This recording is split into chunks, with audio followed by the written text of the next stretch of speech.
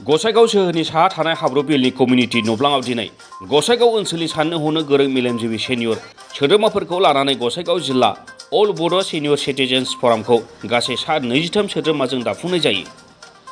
आफादगिरि महरै परेश ब्रह्म आरो नेहाथारि महरै जगत दिपेन्द्र ब्रह्मखौ सायख'नाय जायो।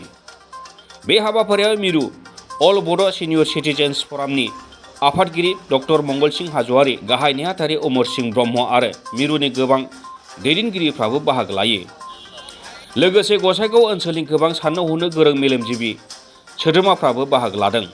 मख'जाथावदि अल बड' सिनियर सिटिजेन्स फरामनि गुबै थांखिया जाबाय बर' माहारिनि बायदिसिना जेंनाफोरखौ लानानै खामानि मावनाय होननानै फोरमायो फरामनि गाहाय नेहाथारि अमर सिंह ब्रह्म बिथाङा। दिनै गसाइगाव हाब्रुबिलाव थानाय कमिउनिटि हलाव जोंहा गसाइगाव डिस्ट्रिक्ट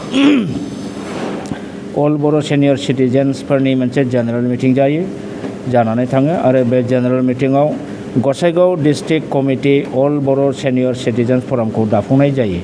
बेवहायनो नुजाफैनो हादों जोंनि सेन्ट्रेल कमिटिनि आफादगिरि पद्मश्री डक्टर मंगल सिंह हाज'वारि सार आरो सेन्ट्रेल कमिटिनि working president doctor Dinanath Basumatary sir आरो जेनेरेल सेक्रेटारि आं श्री अमर सिंह ब्रह्म। दिनै गसाइगावनि जोंनि सिनियर सिटिजेन माखासे बिथांमोननि हांख्रायनायाव बे मेला जानानै थाङो। दा आरो Gossaigaon district committee all Boro' senior citizens फरामखौ दाफुंनो हानाय जायो।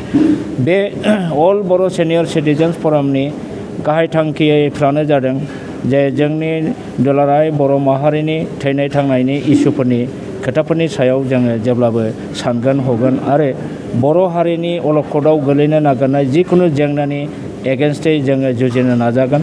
सरकारजोंबो जोङो सावरायनो नाजागोन जाहाथे जोंनि बर' बा ट्राइबेल माहारिया खुनु पर्दाय अलखदाव गोलैया।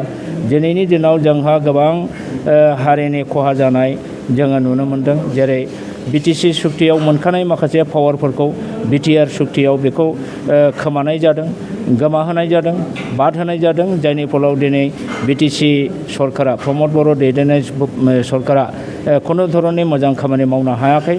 बेफोरनि सायावबो जोङो सिन्था खालामदों आरो बे बिटिआर एकर्डखौ गाज्रि माखासे दफाफोरखौ जोङो होबथानो थाखाय जोङो जेब्लाबो नाजागोन। मोजां दफाफोरनि सायाव जोंहा बुंनांगौ जेबो गैया। दा बेबायदि गोबां हारिनि अलखदफोरखौ जोङो नुनानै दिनै बर' माहारिखौ आरो बेनि जोलै हान्जाफोरनि जे दैदेननायफोरखौ माने थिग लामाजों दैदेननायाव जोंबो बोराय बा गागि आफादाबो एसे मदद होनो हागोनखौ जों सानदों आरो जोङो जुनियर जायफोर दा लिडिंशिप लादों बिथांमोनखौ लासैनो बुजायनानै राइट पाथजों जाहाथे हारिखौ दैदेनहोनो हायो जों बेखौ नाजागोन। गासिबो जेंनाखौ सुस्रांनो थाखाय गोदोनिफ्राय जोङो बर'लेण्ड मोनसे डिमान्ड खालामबोदों। बे बर'लेण्ड स्टेट डिमान्ड खालामनायावबो जुदि बर' रायजो राजाया संग्राम खालामोबा बे संग्रामाव जोङो मदद होफागोन।